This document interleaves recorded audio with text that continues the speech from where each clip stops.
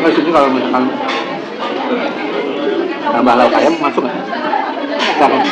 Misalkan jualan si bapaknya kan? Ya, peminat kali ya. Jadinya over price pasti. Ini udah rame banget, dia keteteran masak terus gitu.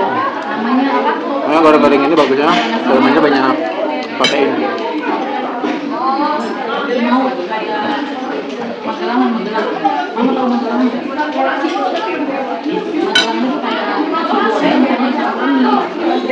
Oh ini kuliner kami pertama ya di Purwokerto. Hari pertama sampai Purwokerto itu jam 10:30.